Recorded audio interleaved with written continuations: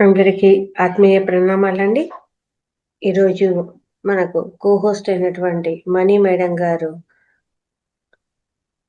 Hosting చేస్తారండి.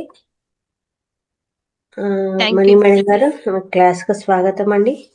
Welcome. Thank you. Okay. Start చేయండి.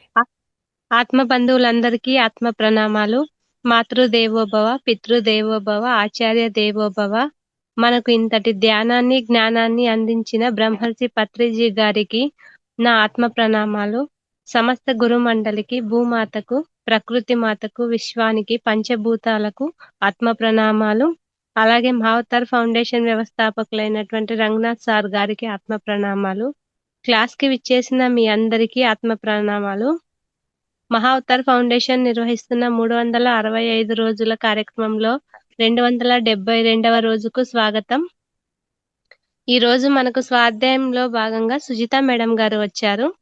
Madam గారు గవర్నమెంట్ స్కూల్ టీచర్ గా పనిచేస్తున్నారు. మన ఫౌండేషన్ లో కూడా మేడం గారు సభ్యులు. మనందరికీ మేడం సుపరిచితురాలు. ఈ రోజు రమణ మహర్షి గారి తత్వాలైనటువంటి నేను ఎవరు అనే అంశం మీద మేడం గారి మాటల్లో తెలుసుకుందాం. Welcome to the session madam. Thank you madam. మీకు థ్యాంక్ యూ మేడం మీకు కూడా థ్యాంక్ యూ. ఓం శ్రీ గురుభ్యో నమః. మా కన్న తల్లిదండ్రులకి అలాగే యేసు వ్యవస్థాపకులైన బ్రహ్మర్షి పితామహ పత్రిజీ గారి సహ కుటుంబానికి అలాగే పరివారానికి అలాగే మన మహావతార్ ఫౌండేషన్ వ్యవస్థాపకులైన రంగనాథ మాస్టర్ గారికి అలాగే అందరికీ కూడా జూమ్ సెషన్ లో పాల్గొన్న ఆత్మ బంధువులందరికీ ఆత్మ ప్రణామాలు తెలియజేసుకుంటూ ఈరోజు మనకి స్వాధ్యాయంలో భాగంగా మనం రమణ మహర్షి గారి నేను ఎవరు అనే టాపిక్ మీద మనం బ్రీఫ్ గా చెప్పబోతున్నాను. అంటే మనం కొన్ని చదవాలి అన్నా కూడా కొంతమందికి ఏంటంటే సమయాభావం అనిపిస్తుంది. చదువుదాం బుక్ తెచ్చుకుంటారు, పక్కన పెట్టేస్తారు. కానీ ఎక్కువగా చదివే అవకాశం రాకపోయినా సరే ఇలా జూమ్ సెషన్ ద్వారా మనం ఇలా పాల్గొంటూ వినడం ద్వారా కూడా మన జ్ఞానాన్ని సంపాదించుకోవచ్చు. తర్వాత మళ్ళీ మనకి వీలైనప్పుడు ఆ ఇంట్రెస్టింగ్ టాపిక్ ని మళ్ళీ మనం ఒకసారి అధ్యయనం చేస్తే గనక మనకి పునశ్చరణగా ఉంటుంది. మనకి కూడా ఎక్కువ బూస్టింగ్ లా ఉంటుంది అన్నమాట. అంటే ఒకసారి అర్థం చేసుకోలేని భావాన్ని ఏమైనా ఉంటే మళ్ళా మన స్వాధ్యాయంలో బాగా తెలుసుకోగలుగుతాం అనమాట. కాబట్టి వినడం ద్వారా, చదవడం ద్వారా, ఇలా స్వాధ్యాయనం ద్వారా కూడా మనకున్న కర్మలన్నీ తొలగిపోతూ ఉంటాయన్నమాట.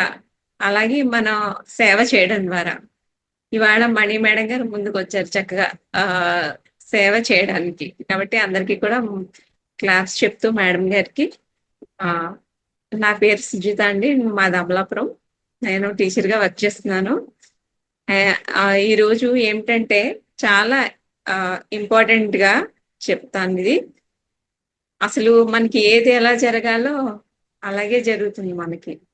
అంటే మనం ఇలా జరగాలి అని మనం అనుకుంటూ ఉంటాం, కానీ అలా జరగకపోయినప్పుడు మనం నిరాశపడకుండా ఏది ఎలా జరగాలో అది జరుగుతుంది అని మనం నిశ్చింతగా ఉండనట్టయితే, అంటే మనం గృహస్థుడి ఇంట్లో ఉన్నా సరే, సన్యాసి అడవులోకి వెళ్ళిపోయినా సరే, మనం ఫస్ట్ ఏంటంటే మనసుని జయించుకోవడం ముఖ్యం అనేసి ఈ ప్రధాన ఉద్దేశం అనమాట అండి.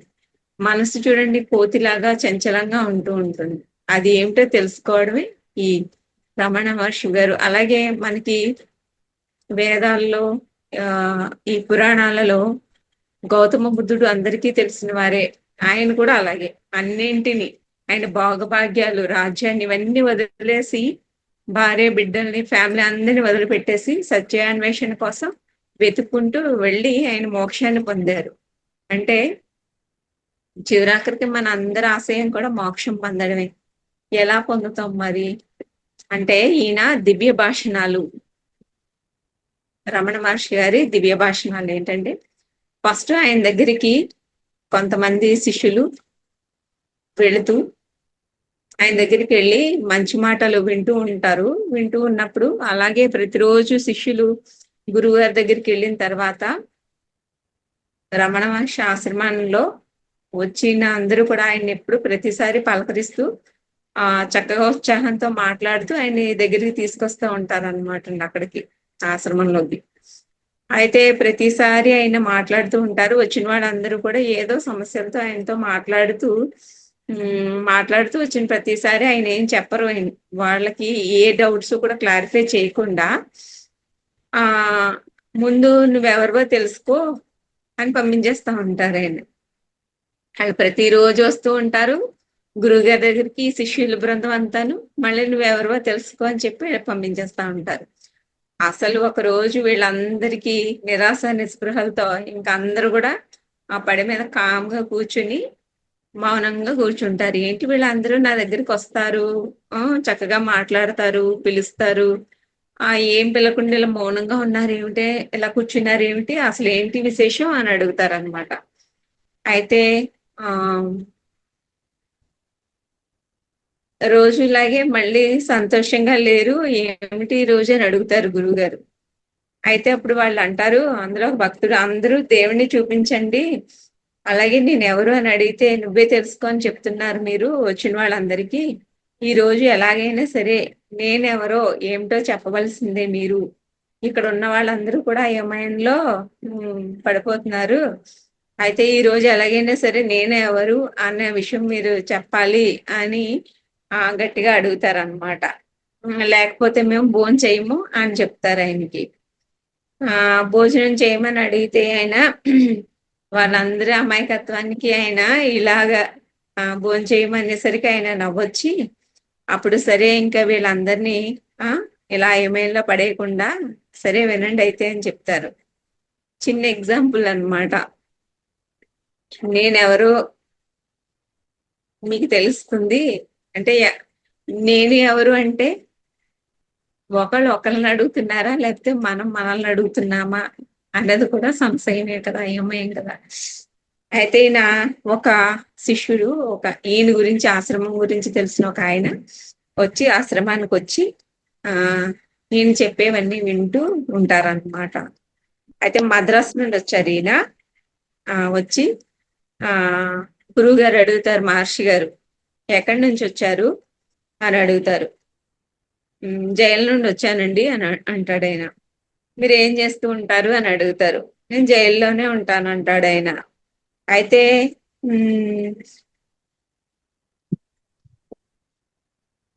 ఆహారం ఎక్కడ తీసుకుంటూ ఉంటారని అడిగితే జైల్లోనే అంటాడు. అంటే మరి మీరు ఏం చేస్తుంటారని మళ్ళీ అడుగుతారు. అంటే నేను జైలర్ని, ఇక్కడ ఈ ఖైదీల్ని, ఇక్కడ ఉన్న వాళ్ళని సూపర్విజన్ చేస్తూ, అంటే జైలర్నండి నేను అని చెప్తారనమాట. అంటే ఈయన నేను అనేది ఏమిటి, ఇప్పుడు నేనని చెప్తాను, నేను టీచర్ని అని చెప్పాను, కానీ నేను ఒక ఆత్మీయ శక్తి స్వరూపాన్ని అని చెప్పుకుంటారు ఎవరైనా? చెప్పరు. నేను టీచర్ని కదా. మరి నేను రిటైర్ అయిపోయిన తర్వాత ఏం చెప్తాను? నేను రిటైర్ అయిపోయిన టీచర్ని అని చెప్తాను. అంటే నేను ఎవరినో నేను తెలుసుకోవట్లేదు కదా. కాబట్టి ఆయన జైలర్ కాబట్టి జైల్లో ఉంటున్నాడు, మమేకం అయిపోయి ఇంకా నేను జైలర్ననే చెప్పుకుంటున్నాడు. అలాగా ఆ కారాగారంలో ఉండిపోయి ఖైదీలతో ఉండి ఇంకా ఆయనకి ఏం చేసినా అదే భ్రమలో ఉండిపోతున్నాడు ఆయన. అయితే కొన్నాళ్ళు పోయాక మరలా వచ్చాడు ఈ మద్రాస్ ఆయన. అయితే మీరు ఎక్కడ ఉంటున్నారు మళ్ళా అడుగుతారు ఆయన.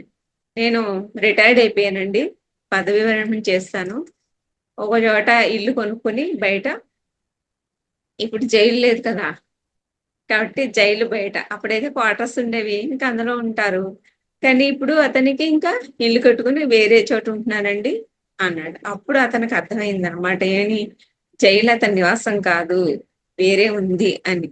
అలాగా మన శరీరం అనే జైల్లో నేను ఉన్నానని అనుకుంటున్నాం, కానీ ఇది మనది ఎలా అవుతుంది, మోక్షం పొందాక దేహాన్ని విడిచి మనం పరమాత్మలోకి కలిసిపోతుంది కదా, ఐక్యమైపోతుంది కదా. అంటే మనం ఒక శక్తి స్వరూపం అనే అర్థం కదా, ఆత్మీయ శక్తి స్వరూపమే కదా.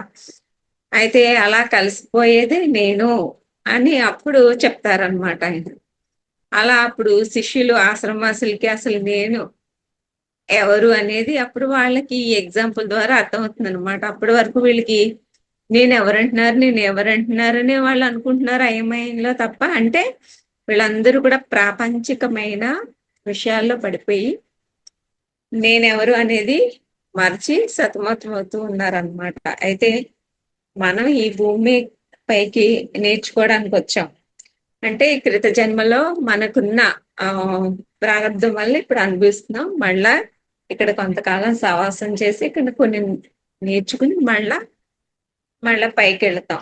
అయితే ఇప్పుడు మనకి 84 కోట్ల ఈ జీవరాశుల యొక్క అన్ని పూర్తయిన తర్వాత మళ్ళీ గత జన్మల వాసన తాలూకు మళ్ళీ లాస్ట్ ఇది మనకి మానవ జన్మ కాబట్టి ఈ మానవ జన్మలో చేయవలసినవి ఏమున్నాయో ఇది ఒక మహత్తరమైనది. అంటే ఇది చక్కగా అంటే పశువుకి అలాంటి అవకాశం లేదు జీవరాశికి, కానీ లాస్ట్ జన్మలో మనిషికి ఇచ్చారు కాబట్టి ఈ జన్మని మనం సార్థకత చేసుకుంటూ మళ్ళీ ఇక్కడ పాప పుణ్యాలు మన ఇక్కడ అన్ని నేర్చుకుని మళ్ళీ గత జన్మ వాసులన్నీ మళ్ళీ జన్మలోకి ఇవన్నీ తీసుకెళ్తాం, పరమాత్మలోకి వెళ్తాం. అయితే మన కర్మలో భాగంగా కర్మలను అన్నిటినీ కూడా ప్రారంధాలన్నీ అనుభవించేసి చివరికి మరలా పరమాత్మలోకి ఐక్యం అయిపోతాం కదండి. అలాగే ఈ శరీరం కర్మేంద్రియాలు అంటే మనకున్నవి చీము నెత్తురులు ఇవే మనం అనుకుంటున్నాం. కొంతమంది చూడండి రూపాన్ని చేసి నేను తెల్లగా ఉన్నానని మురిసిపోతూ ఉంటారు, కొంతమంది పొట్టిగా ఉన్నానే అని బాధపడుతూ ఉంటారు, కొంతమంది రంగులేనని బాధపడుతూ ఉంటారు. అని నేను అంటే ఇదే కాదు కదండి మనం తెలుసుకోవాల్సింది. కాబట్టి చీము నెత్తుర్లు శరీరము కర్మేంద్రియాలు అనేది నేను కాదు. చివరికి తెలుసుకోవాల్సింది సత్యానంద స్వరూపాన్ని నేను. అంటే ఎప్పుడు ఆనందంగానే ఉంటాం తెలుసుకున్న మరుక్షణం. అయితే నేను ఎవరు అని ఎలా తెలుసుకోవాలి మరి అంటే మనకి నేను ఎవరనే పుస్తకంలో ఇక్కడ ప్రధాన విషయాలు ముఖ్యంగా మీకు బ్రీఫ్ గా చెప్తున్నానండి. నేను ఎవరు అనే ప్రశ్న ఆత్మ విజ్ఞానం యొక్క ప్రారంభ బిందువు. మొదట మనం కూర్చుని ధ్యానంలో కూర్చుని నేను ఎవరు అనే క్వశ్చన్ వీలైనంత ఎక్కువసేపు నేను ఎవరు అని మనం అనుకోవాలి. అది ప్రారంభ బిందువు. అంటే మీకు ఆత్మ యొక్క ప్రయాణం స్టార్ట్ అయింది అనడానికి సూచన అన్నమాట. మీరు ఇప్పుడు మొదలు పెట్టారు తెలుసుకోవడం. మనసు ఎలా పనిచేస్తుందో అలాగే మన అహంభావం ఎక్కడి నుండి వస్తుందో ఇవన్నీ కూడా మనలోనికి మనకు వెళ్ళి తెలుసుకోవాలన్నమాట. అయితే నేను ఎవరు అన్న ప్రశ్న మరలా మనం వేయడం మననం చేసుకోవడం వల్ల ఏమవుతుంది, ఆ ప్రశ్న వేయడం వల్ల మన అసలైన నిజ స్వరూపం ఏమిటి అనేది మనకి బయటకు వస్తుంది అన్నమాట. అంటే దేని ద్వారా వస్తుంది అంటారు? ఆత్మ సాధనే అసలైన విద్య. అంటే ఆత్మ సాధన ద్వారానే మనకి ఇది నేను ఎవరు తెలుసుకోగలుగుతాం. అంటే ఇప్పుడు అర్థమైంది కదండి, నేను ఎవరు అనే ప్రశ్న మనం వేసుకుంటున్నామా లేకపోతే ఎవరైనా మనల్ని అడుగుతున్నారా? అంటే మనకు మనమే తెలుసుకోవాల్సిన మనకు మనం వేసుకోవాల్సిన ప్రశ్న అన్నమాట. అయితే ఈ రమణ మహర్షి ముఖ్య బోధనలు మనకి ఆలోచనలు, ఆయన యొక్క ముఖ్య బోధనలు ఏమిటి, ఆయన యొక్క ఆలోచన తలంపులు ఏంటి మనకి తెలియజేశారు అంటే హూ యామ్ ఐ, నేను ఎవరు అన్న ప్రశ్నలోనే భావాన్ని పరిశీలించి ఎక్కడ నుండి వస్తుందో తెలుసుకోవాలి. అయితే ఆనందం ఎక్కడి నుంచి వస్తుందండి మనకి? ఆనందం ఎక్కడి నుంచి వస్తుంది? బాహ్య విషయాల్లో వచ్చే ఆనందం శాశ్వతం కాదు. ఫ్రిడ్జ్ కొనుక్కున్నాము లేకపోతే సెల్ ఫోన్ కొనుక్కున్నాము ఇలాంటి వాటి వల్ల వచ్చే ఆనందం కాదు, తాత్కాలికమైన ఆనందాలు. మంత్రాలు జపాలు చేస్తాము, పూజలు చేస్తాము, ఇవన్నీ కూడా తాత్కాలికమైన ఆనందాలే సుమా అని చెప్తున్నారు. అంటే అది మనస్సులో ఆత్మావగాహన ద్వారా మనకి అసలైన ఆనందం లభిస్తుంది. అది లిమిట్లెస్ అన్నమాట. చాలా ఆనందం మనకి అన్ని కూడా తెలుస్తాయి, చక్కగా హ్యాపీగా ఉండగలుగుతాం అన్నమాట. ఈ రోజుల్లో పిల్లలకు చూడండి, ఎవరైనా సరే బాగా డబ్బులు కొని ఎడ్యుకేషన్ ఇచ్చామా లేకపోతే వాళ్ళ ఖరీదైన కార్లు లేకపోతే ఖరీదైన ఆట వస్తువులు ఇవి కొనిపెట్టామా అని తల్లిదండ్రులు అదే ఆనందం అనుకుంటున్నారు. కానీ పిల్లలకి చక్కగా కూర్చోబెట్టి ఎవరైనా మంచి ఎడ్యుకేషన్ ఇస్తాము అంటే ఇలాంటి మంచి మాటలు చెప్పి వాళ్ళకి ఇలాంటి ఎప్పుడైనా ఇస్తారా చెప్పండి? ఈ లౌకికమైన ఆనందాలే పిల్లలకు అలవాటు చేస్తారు. ఇది అలవాటై లగ్జరీలకు అలవాటై ఎంతమంది పిల్లలు వాళ్ళ లైఫ్ ని స్పాయిల్ చేసుకుంటున్నారు ఇలా. కాబట్టి ముందు ఆత్మాగాహన చక్కగా మనకి పిల్లలకి చిన్నప్పటి నుండి కూడా నేర్పిస్తూ ఉంటే వాళ్ళకి శాశ్వతమైన ఆనందం అనేది దైనందిక జీవితాన్ని ఎలా బ్యాలెన్స్ చేసుకోవాలి, అలాగే ఇలా డివోషనల్ గా ఇలా స్పిరిచువల్ గా కూడా ఎలా ఉండాలి అనేది వాళ్ళకి తెలుస్తుంది అనమాట. అసలే నేర్పకపోతే వీళ్ళకి ఇదే లైఫ్ అనుకుని వాళ్ళ జీవితాలు ఎండ్ అయిపోతున్నాయి. కాబట్టి వీళ్ళకి ఒక కంట్రోలర్ లా కూడా పనిచేస్తుంది. శాశ్వతమైన ఆనందాన్ని ఇచ్చేది ఏది, తాత్కాలికమైన ఆనందాన్ని ఇచ్చేది ఏదో కూడా వాళ్ళకి తెలియజేసిన అవసరం ఉంది. కాబట్టి మనకి ఆత్మావగాహన రావాలంటే ధ్యానంలో మనం ఏం చేస్తామండి, చాలా సైలెంట్ గా కూర్చుంటాం అన్నమాట. అంటే ఆలోచనలు శాతం పెరుగుతూ ఉంటాయి. కొన్ని రోజులకి ఏమవుతాయి, రోజుకి కొంచెం కొంచెం ఒక్కొక్కటి తగ్గుకుంటూ వస్తాయి అన్నమాట. తన ఆత్మ సాధన చేస్తూ ఉండాలి ధ్యానం ద్వారా. అప్పుడు పీస్ ఆఫ్ మైండ్ వస్తుంది. అప్పుడు ఆత్మ యొక్క అవగాహన మనకి సాధ్యం అవుతుంది అనమాట. అంటే ఆ మౌనంలోనే నిశ్శబ్దం వస్తుంది అనమాట. ఆ నిశ్శబ్దంలోంచి అప్పుడు మనకి ఈ ఆత్మ అవగాహన అనేది అలవాటు అవుతుంది. అంటే శాశ్వత ఆనందము ఎవరు నేను అను ప్రశ్నతో మొదలు పెడతాం. పరిశీలించి అసలు ఈ భావన ఎక్కడి నుంచి వస్తుందని తెలుసుకుంటాం. శాశ్వతమైన ఆనందం ఏమిటో తెలుసుకుంటాం. అది ఆత్మావగాహన ద్వారా వస్తుంది. ఆత్మావగాహన మౌనం వల్ల, మౌనంగా కూర్చోవడం వల్ల. ఏది ఇప్పుడు మాట్లాడాలి, ఇప్పుడు మాట్లాడకూడదు. ధ్యానంలో అయితే మనం సెల్ ఫోన్ చూడము, ఇంకోటి చూడము, చక్కగా కూర్చుంటాం. 3 hours కూర్చోవడం వల్ల అద్భుతమైన శాశ్వతమైన ఆనందం కలుగుతుంది.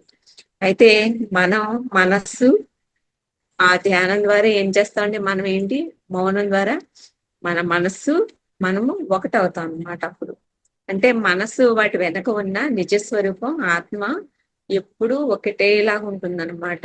అంటే తర్వాత వీటన్నిటికీ గురువు అనుగ్రహం కూడా కావాలి. అంటే ఆత్మజ్ఞానం కోసం ఇప్పుడు చూడండి, డిజిటల్ క్లాస్ రూమ్ అనేసి ఇప్పుడు ఆన్లైన్ కోర్సెస్ అని చెప్తున్నారు. కానీ గురుముఖంగా నేర్చుకున్నది పాఠాలు గురువు లేకుండా ఇలా నేర్చుకోవడం వేరుగా ఉంటుంది.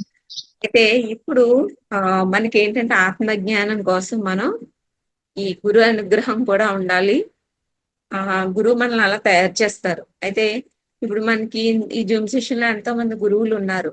వాళ్ళు మనం ఫేస్ టు ఫేస్ చక్కగా జూమ్ సెషన్ లో మనం ఆన్లైన్ లో మాట్లాడుకుంటున్నాం. అంటే ఒకరికొకరు సహకరించుకుంటూ ఒక గురువు ద్వారా మనం ఏం చేస్తున్నాము, చక్కగా ఒకళ్ళనొకళ్ళకి ఆత్మకు సంబంధమైన స్ఫూర్తిని, అంతఃస్ఫూర్తిని కలిగి ఉంటున్నాం అన్నమాట. అంటే ఓవరాల్ గా మనం భగవంతునికి నీవు ఎంత దూరంలో ఉంటే భగవంతుడు నీకు అంతే దూరంలో ఉంటాడు. కాబట్టి అనుగ్రహం, భగవంతుని అనుగ్రహం ఎల్లప్పుడూ ఉంది. కావాల్సింది దానికి మనం ఏం చేయాలి, పూర్తిగా శరణాగతి చేయడమే అని మహర్షి గారి యొక్క తత్వం అన్నమాట. నువ్వు నీ సహజ స్థితిలోనే ఉండు. అలాగే స్పష్టత లేకుండా మాట్లాడడం కన్నా మౌనంగా ఉండడం మేలు అన్నది కూడా తత్వంలో భాగం. అలాగే కోరికలు కూడా ఎంత తక్కువగా ఉంటే మనకి బాధలు కూడా అంతే తక్కువ. కొంచెం సంతృప్తి మించింది ఏది ఉండదు. కాబట్టి మన కోరికలు అపరిమితంగా ఉంటే మన బాధలు కూడా పరిమితంగానే ఉంటాయి. కోరికలు మనకి ఎంత పరిమితంగా ఉంటే మన బాధలు కూడా అంతే పరిమితంగా ఉంటాయి. కాబట్టి మనకి తెలుగులో ఒక పుస్తకం నేనెవరు అనే దాంట్లో పుస్తక సారాంశం ఓవరాల్ గా చెప్తానండి నేను. ఈ పుస్తకం మొత్తం కూడా ప్రశ్నోత్తర రూపంలో ఉంటుంది. ఇందులో రాసింది శ్రీ శివప్రకాశం పిళ్ళై అనే ఆయన సారు ప్రశ్నలు అడిగితే ప్రశ్నోత్తరంగా ఉంటుందన్నమాట. ఇద్దరి మధ్య కాన్వర్సేషన్, భక్తుల యొక్క. ఇప్పుడు మనం కూడా ప్రశ్నోత్తరాలు ఉంటాయి కదండి, అలా అన్నమాట. డౌట్ క్లారిఫికేషన్ ఒక బుక్ గా వేశారు. అయితే రమణ మహర్షి మిగిలిన వాటికి కూడా సమాధానాలు ఇచ్చారు. అంటే మొత్తం ఒక 28 నుండి ఒక 30 ప్రశ్నల వరకు ఉంటాయి. అయితే వీటన్నిటిలో కూడా ప్రధానమైన సూత్రాలు, అంటే ప్రధానమైన భావనలు ఆయన తెలియజేసింది ఏంటంటే, ప్రధానమైన ప్రశ్న అదే, నేను ఎవరు తెలుసుకో, నిన్ను నీ గురించి తెలుసుకో. నేను శరీరం కాదు, మనస్సుని కాదు, భావాలు కాదు, నేను ఎవరిని తెలుసుకోమంటారు. అలాగే మనసు యొక్క లక్ష్యం ఏమిటి అంటే, మనసు అనేది ఒక కల్పితమైన శక్తి. చూడండి, మనసు కోతిలాగా అటు ఇటు కూడా మనల్ని కంగారు పెట్టిస్తూ ఉంటుంది. కానీ మాయ చేస్తూ ఉంటుంది. యాక్చువల్ గా మాయ అనేది లేకపోయినా మన ఆలోచనలే మనం మాయ చేస్తూ ఉంటాయి. ఏంటి ఒక రకమైన చీటింగ్ లా ఉంటుంది అనమాట. మనసు మాయలో పడితే మనం గనక లేదు మనం నిగ్రహించుకుని చక్కగా ధ్యానంలో కూర్చోవాలనుకుంటే కూర్చుంటాం. లేదా ఆలోచనలు వచ్చి పొయ్యి మీద స్టవ్ మీద ఏదో పెట్టాము కట్టాలి అనుకుని ఇంకా ఆలోచనలు వచ్చి మనం ఆ పక్కకి జంప్ అయ్యామంటే ఇక్కడ మనం మౌనంగా కూర్చునే పరిస్థితి ఉండదు. కాబట్టి ఆలోచన రూపంలో ఉంటుంది. కాబట్టి ఈ మనసు అనేది కూడా కల్పితమైన శక్తే. అది ఆలోచనల రూపంలోనే ఉంటుంది. నేను అనే మొదటి ఆలోచన ఉద్భవించిన తర్వాత మిగతా భావాలన్నీ వస్తాయన్నమాట. ఆ తర్వాత అందులో భాగంగా వచ్చేదే ఆత్మ విచారణ, సెల్ఫ్ ఎంక్వైరీ అన్నమాట. అప్పుడు మనం నేనెవరు అని మొదలు పెట్టిన తర్వాత అక్కడి నుంచి మనకి సెల్ఫ్ ఎంక్వైరీ స్టార్ట్ అవుతుంది. ఆత్మ విమర్శ చేసుకుంటాం. సెల్ఫ్ ఎంక్వైరీ అంటే ఏంటంటేనండి, ఆత్మ విమర్శ అంటే మనసు ప్రతిసారి బయటికి పెరుగులు తీస్తూ ఉన్నప్పుడు దాన్ని ఎక్కడి నుంచి వచ్చింది అని మనం ప్రశ్నించుకోవాలన్నమాట. ప్రతిదానికి క్వశ్చన్ చేసుకోవాలి. దీన్ని ఎలా వస్తుందంటే ప్రాక్టీస్ ద్వారా, ప్రాక్టీస్ చేయడం ద్వారా వస్తుంది అనమాట ఈ సెల్ఫ్ ఎంక్వైరీ. అయితే మరి ఇతర సాధనాలు ఇంకేమైనా ఉన్నాయి అంటే భక్తి, జపము, ధ్యానం ఇవన్నీ ఉన్నాయి కదండి. మరి ఇవన్నిటిలో కల్లా ఇవన్నీ కూడా తాత్కాలికమైనవే, మనసుని నియంత్రిస్తాయి. కానీ నేనెవరు అనే ప్రశ్న మాత్రం వెరీ పవర్ఫుల్ అన్నమాట. అంటే మనసుని మూలం వరకు లోపలికంటూ వెళ్ళి ఆత్మ సాక్షాత్కారం అవుతుంది అన్నమాట. మనకు తెలుస్తుంది. చివరకు మనం ఏం తెలుసుకుంటామండి, మనమే పరమాత్మ స్వరూపము అని తెలుసుకుంటాం. గురువు ఇంకా వీటన్నిటికీ కూడా దైవానుగ్రహం కూడా అవసరం అవుతాయి. అంటే గురువు అనుగ్రహం లేకుండా నిజమైన జ్ఞానం సాధ్యం కాదు అని చెప్తారు. కానీ ఎవరు నిజమైన గురువు? మరి ఎవరి దగ్గరికి వెళ్ళాలి మనం అంటే మన హృదయంలో ఉన్న ఆత్మే. ఇది బయటికి కనిపిస్తుందండి, కనిపించదు. మనలోనే ఉంది కానీ కనిపించదు. అలా చూసారా, చక్కగా చెప్పారు మరి రమణ మహర్షుల వారు. అంటే మన ఆ గురువు అక్కడ ఎక్కడో బాగా ఉన్నారు అలా అని వెళ్ళిపోతాం.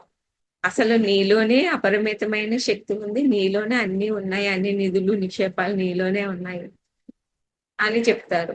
మనం ఇక్కడ వదిలిపెట్టేసి మన ఇంట్లో చూడండి, ఒక ప్రాబ్లం హౌస్ లో వచ్చిందంటే ఈ ఈ గుమ్మం ఇటు పెట్టకూడదు, లేకపోతే ఈ వాకిలి ఇక్కడ ఉండకూడదు అని ఎక్కడో వెతుక్కుంటూ ఉంటారే తప్ప మనలోనే ఏముందని ప్రాబ్లం సరి చేసుకోవడానికి ఇష్టపడరు. పిల్లలు చదువుకోకపోయినా సరే ఏదో ఎక్కడ వాస్తు ప్రాబ్లం ఉందనో లేకపోతే ఇంకో ప్రాబ్లం ఉందనో కల్పించుకుంటారు అన్నమాట. అంతే తప్ప మనలో అజ్ఞానాన్ని పాల్దోవడానికి ఇష్టం ఉండదు, కానీ అన్నిటి మీద వంక పెట్టుకొని చేస్తూ ఉంటారు అన్నమాట. కాబట్టి మొత్తం సారాంశం ఏమిటంటే మన అసలైన స్వరూపం శుద్ధ చైతన్యమా.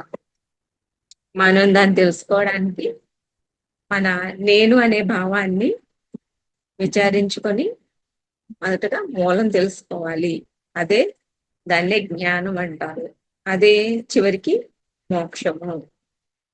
ఈ పాపాలు పుణ్యాలు ఇవన్నీ కూడా మనతో పాటు వస్తూనే ఉంటాయి. కానీ మోక్షం ఎప్పుడైతే కలిగిందో ఇంకా అప్పుడు మనకి ఇంకా ఈ పాపాలు పుణ్యాలతో పని లేకుండా పరమాత్మలో ఐక్యమవుతాం. ఇలాంటి పుస్తకం చదవడం వల్ల నేను ఎవరు అని ఈ తత్వాన్ని తెలుసుకోవడం వల్ల మనసుకి ఫస్ట్ శాంతి లభిస్తుందని. మనకి ఎన్నో ఎప్పటి నుంచో ఉన్న చాలా రకాలైన డౌట్స్ అన్ని కూడా క్లారిఫై అవుతూ ఉంటుంది. ఒక పుస్తకం ఒక రచయిత ఎంత చక్కగా అధ్యయనం చేసి పరిశోధించి తెలుసుకొని రాస్తూ ఉంటారు. ఆ పుస్తకం చదువుతున్నంత సేపు కూడా మనం అందులో ఒక సినిమాలో ఎలా అయితే లీనమైపోయి కాన్షియస్ గా ఉండి ఎరుకతో ఉండి ఆ సినిమా పూర్తిగా తెలుసుకుని జడ్జిమెంట్ ఇస్తాం. అలాగే పుస్తక రచయిత కూడా ఎంతో డిటర్మినేట్ గా వాళ్ళంతో చక్కగా డిటెక్షన్ చేసి రాస్తారు. కాబట్టి ఇప్పుడు అది చదివినంత సేపు మనకి ఎలా ఉంటుందంటే అందులో మనం లీనమైపోతాం. లీనమైపోయి మళ్ళీ మనం ఏం చేస్తాం అంటే కొన్ని రోజులకి మళ్ళీ మర్చిపోతూ ఉంటాం. అంటే కంటిన్యూస్ గా చదవం, బ్రేక్ అన్నమాట. అలా చేస్తే ఏం లాభం? ప్రతిరోజు కొంచెం కొంచెం అధ్యయనాలు చదువుకుంటూ వెళుతూ ఉంటే దానిలో పూర్తి సారాంశం అర్థమవుతుంది. కొంత చూడండి ఫస్ట్ హాఫ్ చదివి సెకండ్ హాఫ్ సినిమా చూడకపోతే ఎలా ఫీల్ అవుతారో అలాగే పుస్తకంలో కూడా అంతే. కొన్ని పేజెస్ చదువుకొని చదవకపోతే నెక్స్ట్ ఏంటో అర్థం కాదు, అది అంతటితో వదిలేస్తారు. కానీ కొన్ని పదాలు, కొన్ని వాక్యాలు, కొంతమంది మహర్షులు రాసినవి మరి వాళ్ళ తత్వాన్ని అర్థం చేసుకోవాలంటే లోతుగా చూడండి. ఫస్ట్ ఆయన దగ్గరికి వచ్చినా ఎవ్వరు వచ్చినా సరే ఆయన ఇదే చెప్తారు, నేను ఎవరో తెలుసుకో వెళ్ళిపోని పంపించేస్తూ ఉంటారు అనమాట. అంటే ఇలాగే ఒకసారి ఒక ఆయన కూరగాయలు ఒక శిష్యులు వస్తారనమాట. ఈయన మంచి ఆశ్రమం గురించి తెలుసుకొని రావణ మహర్షి దగ్గరికి ఆయన ఎంత దుఃఖంతో వస్తారనమాట. వచ్చినప్పుడు రమణ మహర్షి ధ్యానంలో కూర్చున్నప్పుడు ఈయన వచ్చి నాకు ఈ దుఃఖాన్ని పారవేయమని చెప్తాడనమాట. నేను మీ దగ్గరే ఉంటానండి, నాకు ఇక్కడ ఏదైనా పని చెప్పండి, ఇక్కడే ఉంటాను, మనశ్శాంతి కోసం అంటాడు. వచ్చింది మనశ్శాంతి కోసం. రమణ మహర్షి గారు ఏం మాట్లాడరు. ఈలోగా వచ్చిన పర్సన్ ఆశ్రమంలో జరుగుతున్నవన్నీ పరిశీలిస్తూ ఉంటాడు. వచ్చిన పని ఏంటైనా దుఃఖంతో వచ్చాడు, ఆత్మశాంతి కోసం వచ్చాడు. కానీ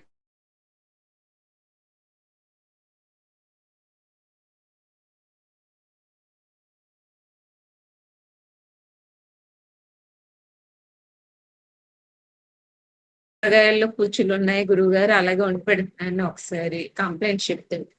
ఇంకొకసారి ఏం చెప్తాడు, ఎక్కువ డబ్బులు తీసుకుంటున్నారు, తక్కువతో కొంత వస్తున్నారు గురువు గారు అని ఇంకొక కంప్లైంట్ చెప్తాడు. అయితే రోజు ఏదో ఒకటి కంప్లైంట్ చెప్తూ ఉంటే రమణ మహర్షి గారు ఒక రోజు ఆయనతో, నువ్వేమో మనశ్శాంతి కోసం అని వచ్చావు, నేను అదే మనశ్శాంతి కోసం చూడు ఒక గోచి పెట్టుకున్న చోట పక్కన కూర్చున్నానయ్యా, నువ్వు వచ్చి మళ్ళీ ఇవన్నీ చెప్పి నువ్వు కూడా బాధపడి వచ్చింది మనశ్శాంతికి, నేనేమో అవన్నీ వదిలిపెట్టేశాను, నువ్వెందుకయ్యా వాటి పట్టుకుని ఎలబడుతున్నావు, అందరికి ఇదే చెప్తాను, నువ్వెవరవో తెలుసుకో. అలా ఆయన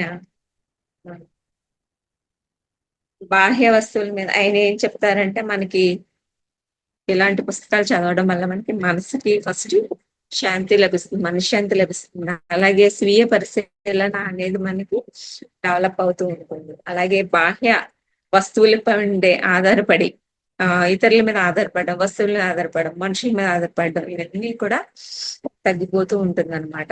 లోతైన ప్రశాంతత, స్థిరత్వం అనేది మనకి ఒక ధైర్యం కలుగుతూ ఉంటుంది.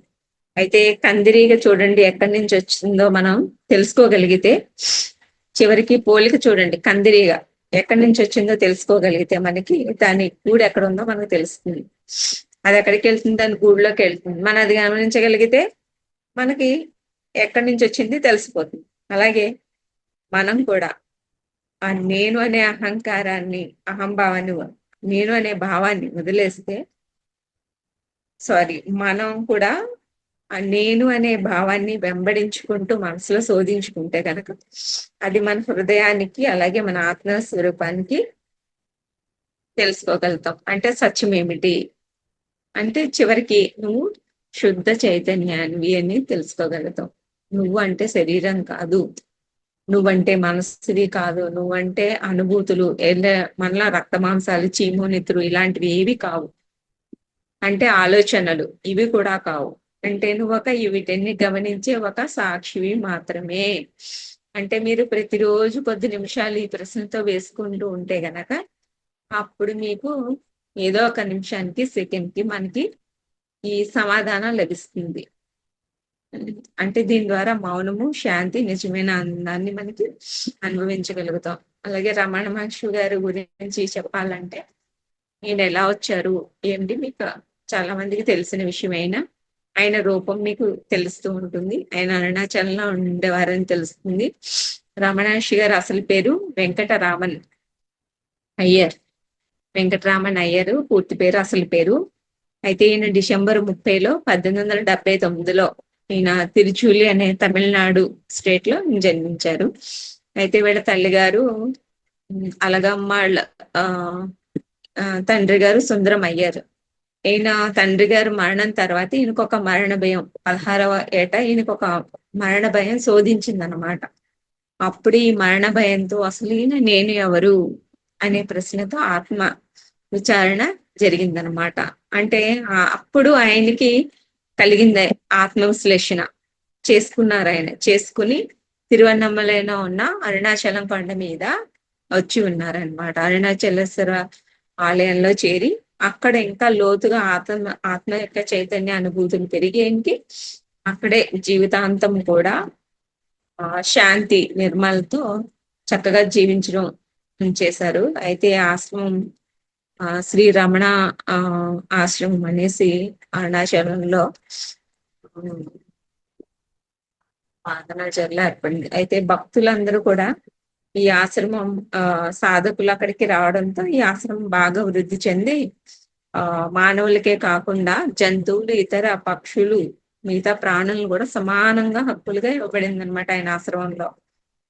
ప్రతి ప్రాణిని మనం సంరక్షించుకోవాలి, దేన్ని కూడా తక్కువ చేయకుండా అన్ని సమాన హక్కులు కలిగించారు.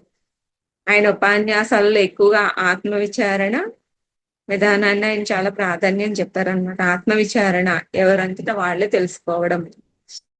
అయితే మౌనాన్ని, స్వరూపాన్ని తెలుసుకోవడాన్ని ముఖ్యంగా చెప్పారనమాట. ఆయన ఆశ్రమంలో ప్రజలతో పాటు సాధారణంగా ఆయన దైనందిన జీవితంలో అందరితో కలిసి సాధారణ జీవితం, భోజనం ఇవన్నీ కూడా ఇతర పనులు అందరూ కలిసి చక్కగా కలిసిమెలిసి ఉండేవారు అనమాట.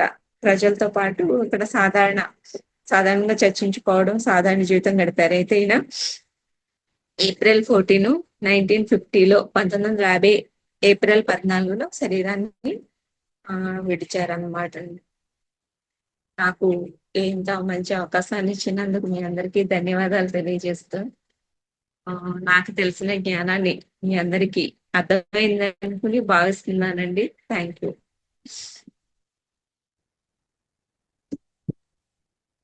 మణి గారు మాట్లాడండి.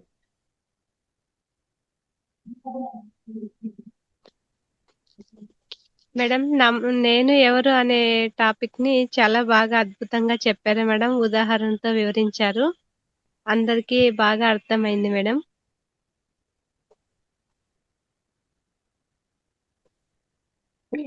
మీరు థ్యాంక్ యూ మేడం. ఇంత మంచి జ్ఞానాన్ని అందించిన మీకు ధన్యవాదాలు మేడం. మీకు కూడా thank you madam. Thank you very much Sujitha గారు. అద్భుతంగా నేను ఎవరు రమణ మహర్షుల వారు పంచిన జ్ఞానాన్ని మీరు మాకు పంచారు. రమణ మహర్షుల ద్వారా వచ్చిన అద్భుతమైన సబ్జెక్ట్ ఏదైతే ఉందో, అందరూ దేనికోసం అయితే పాకులాడుతున్నారో, ఈ ప్రపంచం అంతా దేనితో అయితే నడుస్తుందో, నేను నాది అనే స్వార్థంతో నడుస్తుందో అది కాదు, నేను అనేది వేరే, ఆ వేరే ఏదో తెలుసుకోండి అని, ఆ నేను అనేది ఏంటి అనేది అద్భుతంగా రమణ మహర్షుల ద్వారా వివరించబడిన జ్ఞానాన్ని మాకు చాలా అంటే ప్రతి ఒక్కరికి అర్థమయ్యే రీతిలో ఎగ్జాంపుల్తో సహా తీసుకొని వచ్చి అది పిల్లలకు కూడా అందించాలి, వాళ్ళలో కూడా ఆ భావనను కలిగించాలి. ఇప్పటి నుంచే మొక్కై వంగని మానై వంగున అన్నట్టు ఇప్పటి నుంచే ఆ పిల్లలకు కూడా అదంతా కూడా శిక్షణ ఇవ్వాలి అని చాలా అద్భుతంగా చెప్పారండి. Thank you very much. Thank you madam. Thank you. Okay, ఎవరైనా మాట్లాడతారా? క్వశ్చన్ అండ్ ఆన్సర్స్ లేదు మేడం గారితో మాట్లాడాలనుకుంటే హ్యాండ్ రైస్ చేయండి. హ్యాండ్ రైస్ చేసి మాట్లాడండి. సార్ సైలెంట్ గా ఉన్నారు ఈ మధ్య. రవీంద్ర సార్ మాట్లాడటం లేదు. రవీంద్ర గారు జర్నీలో ఉన్నారు.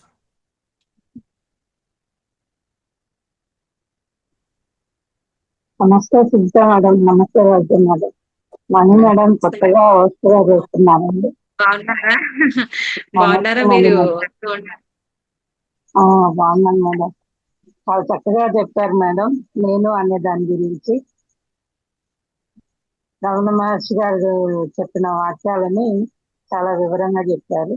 Thank you madam. అందరికీ అంత వివరంగా చెప్పింది. Thank you madam.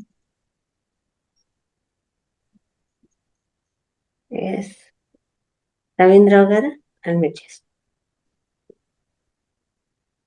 మేడం గారు,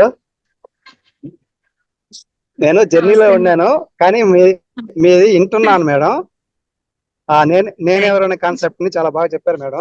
రమణ మహర్షి గారు తెలియజేసినటువంటి కాన్సెప్ట్ ని చాలా సులభంగా ఉదాహరణ రూపంలో చాలా బాగా చక్కగా చెప్పారు మేడం. Thank you sir. బాగున్నారు సార్. ఈ ధన్యవాదాలు మధ్య మేడం గారు. ఇంటరాక్షన్ తక్కువ అయింది మీకు నాకును. ఆ, మాట్లాడి చాలా రోజులు సార్ జూమ్ లో. అవును మేడం గారు. మొన్న మాట్లాడాం కదా, మొన్న క్లాస్ లో వచ్చారు కదా మీరు, ఫ్రైడే రోజు. అవును సార్. ఈరోజు నేను టెంపుల్కి వెళ్ళేసేసి రాజరాజ గుడికి వెళ్ళేసి ఓకే సార్. వస్తున్నాం మేడం గారు. జర్నీలో ఉన్నాం ఇప్పుడు. Okay sir. సరే మేడం, థ్యాంక్ యూ మేడం గారు. Thank you sir. Thank you.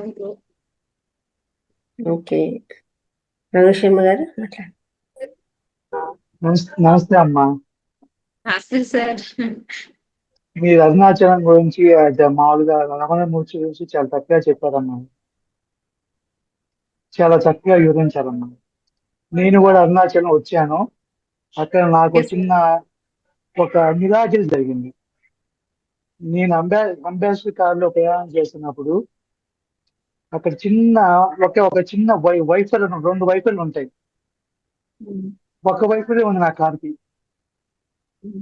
నా కారు నేను దాదాపు కన్యాకుమారి నుంచి వస్తున్నా.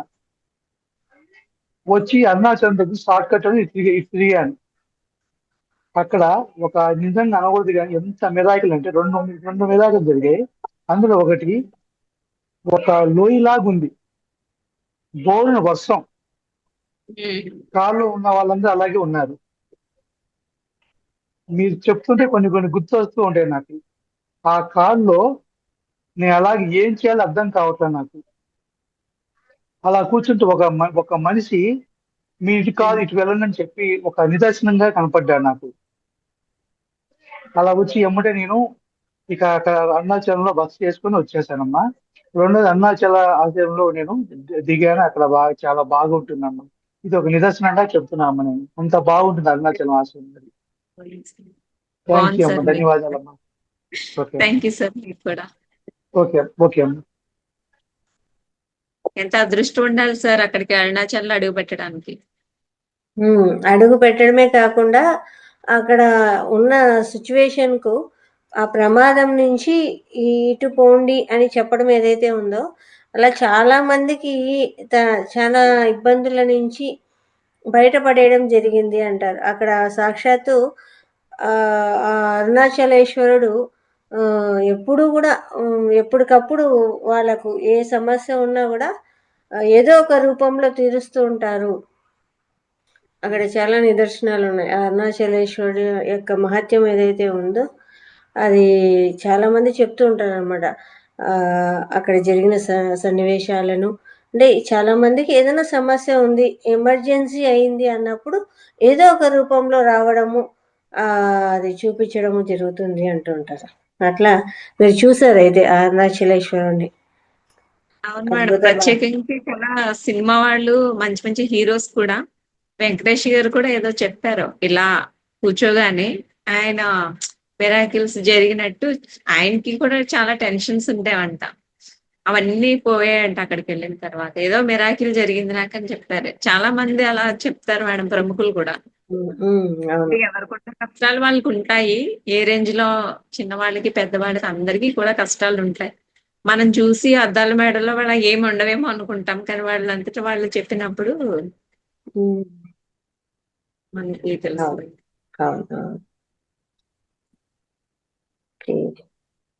ఇంకా ఎవరైనా మాట్లాడతారా మేడం గారితో? ఇక్కడ 600 మంది ప్లస్ ఉన్నారు మేడం మన వాట్సాప్ లో. కానీ అందరికీ కర్మలు తెగాలి కదా క్లాస్ ఇవ్వడానికి. మేడం నాదొక చిన్న, చెప్పండి మేడం. రఘు శర్మ సార్ ఎలా అయితే చెప్తున్నారో నాకు కూడా అలాగే జరిగింది మేడం. పోయినసారి నవంబర్ లో అరుణాచలం గిరి ప్రదక్షిణ చేసే టైంలో దారిలో మధ్యలో బాబా టెంపుల్ లో ఒక మహావతార్ బాబా విగ్రహం కనిపించింది మేడం. ఎందుకో నన్ను ఆయన అక్కడే ఆపి తీక్షణంగా చూసేలాగా చేశారే అనిపించింది. తర్వాత ఫేస్బుక్ లో ఈ లింక్ చూడడం, ఇందులో జాయిన్ అవ్వడం, అంటే నీకు నీ ఇల్లు దొరికేస్తుందిలే అన్నట్టుగా అనిపించినట్టు ఇప్పుడు అనిపిస్తుంది మేడం. ఆ రోజు బాబా ఎందుకు కనిపించారో అని. ఇప్పుడు ఎంతో మంది, ఇప్పుడు 600+ ఉన్నా కూడా ఈ జూమ్ సెషన్ లో పాల్గొనడానికి తక్కువ మంది ఉన్నారంటే ఆ మేడం గారు అన్నట్టు వాళ్ళకి కూడా ప్రాప్తం అనేది ఉండాలి. ప్రారంభం ఏ నిమిషానికి ఏం జరగాలో ప్రతిదీ రాసి పెట్టి ఉంటుంది అంటారు కదా మేడం. అలా నేను కూడా ఈ జూమ్ సెషన్ లోకి రావడం జరిగింది. ఎలా అంటే నాకు అదే విని వదిలేసే వాళ్ళు కొంత శాతం అయితే, వినకుండా ఉన్నంతలో సమయాన్ని వెచ్చించుకుంటూ వెళ్ళిపోతూ ఉంటాం. మనకి ఇదో మహావతార్ బాబాజీ యొక్క ఆశీస్సులు ఉన్నాయని నేను పూర్తిగా నమ్ముతున్నానండి. ఆయన కూడా అని మన అందరినీ ఇలా కలిపి ఒక మంచి అదే చూడండి, ఇప్పుడు ఫేస్బుక్ లోకి వెళతా రకరకాల నెగిటివ్స్ ఉంటాయి. మరి అలాంటి వాటిలో చూసి విని అవసరం లేదు. మనకి ఉన్న సమయాన్ని మంచిగా సద్వినియోగం చేసుకుంటే ఉన్న టెన్షన్స్ కి ఇది చాలు, మనకి ఈ పరిశీలన చాలు, ఈ మంచి నేర్చుకోవడం చాలు. ఈ రోజు ఎంత నేర్చుకుంటే అంతే నేర్చుకుంటాం. కాబట్టి సోషల్ మీడియాలో ఎక్కువగా స్పెండ్ చేయడం తగ్గించేసాను మేడం. అందరూ ఏదో పెడతారు చూస్తాం కదా, ఇంకా తగ్గిపోయాయి, చాలా వరకు తగ్గిపోయింది. ఇంకా చెక్ చేయడం తగ్గిపోయింది. అంటే మన పాపలు ఎక్కువ ఫాలో అవుతూ ఉంటాను నేనైతే. Okay, very good. Reddy Prabha గారు మాట్లాడండి అమ్మా, మాట్లాడండి. రెడ్డి ప్రభ గారు గారి గురించి రచన. Yes madam. నేను నమస్తే మేడం. నమస్తే. నేనెవరు బాగా చెప్పారు మేడం. నేనెవరు అనే రచన గురించి నేను డైలీ రమణ మహర్షి గారి జీవిత చరిత్ర నేనెవరు book present I'm having madam. చాలా బాగా ఇష్టమైన బుక్ మేడం నాకు. ఈ రోజు పనులన్నీ మానుకొని మీ నేనెవరు అనే దాని గురించి చెప్తారంటే ఖచ్చితంగా వినాలని విన్నాను మేడం. చాలా ఇంట్రెస్ట్. రమణ మహర్షి గారి వల్లే నేను ధ్యానం గురించి కూడా చాలా ఇంట్రెస్ట్ గా ప్రాక్టీస్ చేస్తున్నా 1 year గా. ఈ మధ్య 2 months గా వచ్చి బ్రహ్మ ముహూర్తం చేస్తున్నాను మేడం. నా లైఫ్ చాలా బాగుంది.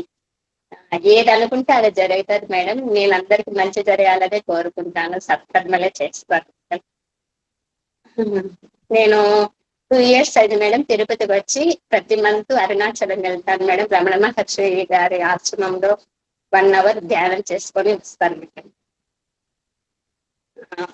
డైలీ చాలా నైస్ మేడం. చాలా ప్రశాంతంగా లైఫ్ ఉంటది. సో మీకు అవకాశం ఉంటే అరుణాచలం ఒకసారి వెళ్ళి రావాలని ఇక్కడ జూమ్ మీటింగ్ లో అటెండ్ అయిన వాళ్ళని వేడుకుంటున్నాను. థ్యాంక్ యూ, ధన్యవాదాలు. తప్పకుండా మేడం. నాకు చాలా ఆశగా ఉంది. నాకు వెళ్ళాలని చాలా ప్రశాంతంగా ఒక 3 days నేను సెలవు పెట్టుకుని మరి వెళ్ళాలని నిశ్చయించుకున్నాను. నాకు ఎందుకో బాగా అనిపిస్తుంది. కానీ నాకు అరుణాచల్ ఇంకా ఇంకా అదే నాకు అనుగ్రహం ఇంకా అది ఆయన ఎప్పుడు అనుకుంటే అప్పుడు తీసుకెళ్తారు మరి. అవును మేడం. చాగంటి వారు కూడా చాలా చెప్పారు మేడం. అరుణాచలం మనం వెళ్ళాలనుకుంటే వెళ్ళలేమంట, బట్ దేవుడు అనుగ్రహం అంటే తప్పకుండా విజిట్ చేయగలమంట అనేసి, అనుగ్రహం కలుగుతుంది అని. అవును మేడం, ఆయన చెప్పారు, ప్రవచనాల్లో చెప్పారు. 1 hour పైనే చెప్పారు ఆయన. Thank you very much. బాగా ఎక్స్ప్లెయిన్ చెప్పారు. Yes madam. Thank you madam. Thank you madam. ఈ అవకాశం ఇచ్చినందుకు మీ అందరికి థ్యాంక్ యూ. మీకు కూడా థ్యాంక్ యూ వెరీ మచ్ అండి. మీరు కూడా ఆ పుస్తకాన్ని తీసుకోవడము, అలాగే ప్రతి నెల వెళ్ళి రావడము అనేది ఇంకా అద్భుతమైన విషయము. థ్యాంక్ యూ, ధన్యవాదాలు. ధన్యవాదాలు. ఓకే, థ్యాంక్ యూ అండి. Thank you madam. ఎక్సలెంట్గా ఉంది సెషన్. నేను ఎవరు అనేది చాలా చక్కగా తీసుకొని వచ్చారు. రమణ మహర్షి గారి దయ, అరుణాచలేశ్వరుడి దయ నేను గట్టిగా మొక్కుకున్నానండి ఆయన్ని. Okay, thank you. ఓకే అండి, అందరు కూడా ఇంకా మెడిటేషన్ చేసుకుందాం చక్కగా. ఒక గ్లాస్ మంచినీళ్ళు తాగేసి ఒక గ్లాస్ మంచినీళ్ళు పక్కన పెట్టుకొని స్థిర సుఖాసనంలో కూర్చుందాము. చెప్తారా మణి గారు? ధ్యానం చేస్తారా? మ్యూజిక్ పెడతారా? అన్మ్యూట్ చేయండి. మీరే చేపించండి మేడం. అది కూడా చేయండి. ఏం చేస్తాం చెప్పండి? కళ్ళు మూసుకుంటాము, వేళ్ళలో వేలు వేసుకుంటాము, కాళ్ళు క్రాస్ చేసుకుంటాం, ఇవే కదా.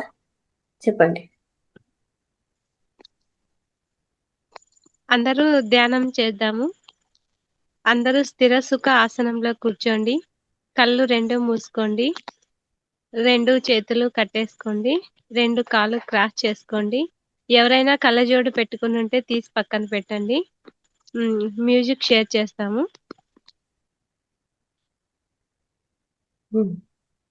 ధ్యానం అంటే ధ్యానం అంటే శ్వాస మీద ధ్యాస.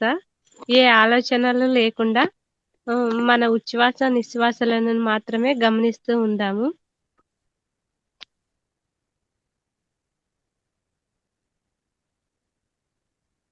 సరళంగా సహజంగా జరిగే శ్వాసను గమనిద్దాము.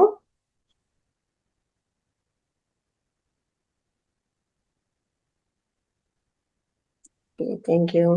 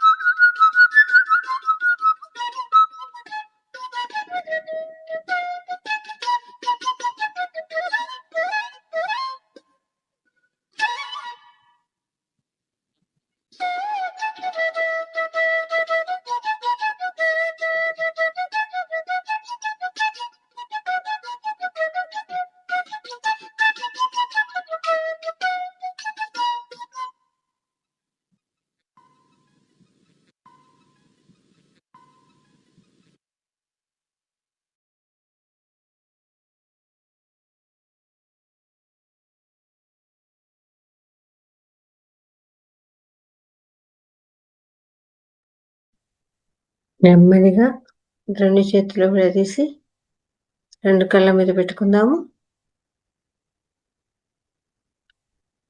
5, 4, 3, 2, 1.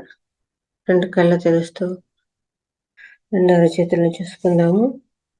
ఇంతవరకు జరిగిన ధ్యానాన్ని మనకు అందించిన బ్రహ్మర్షి పితామహ పత్రిజీ గారికి చక్కగా ధన్యవాదాలు తెలియజేసుకుందాం. Thank you very much.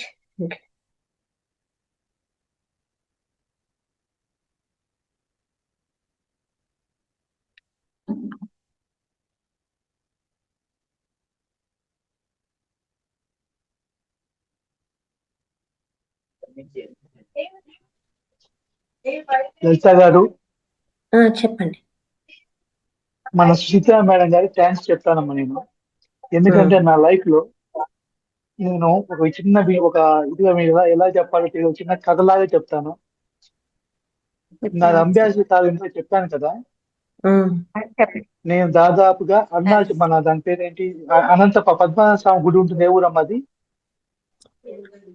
Anantha Padmanabha స్వామి కూడా త్రివేంద్రం నాకు గుర్తొచ్చింది, త్రివేంద్రం. ఆ త్రివేంద్రం దగ్గర నుంచి నా ప్రయాణం స్టార్ట్ అయింది. ఇక్కడ నుంచి నేను గుంటూరులో ఉంటాను. అక్కడ స్టార్ట్ అయ్యి నా అంబాసిడర్ కారు పంచిరి పడింది. ఎక్కడ పడింది?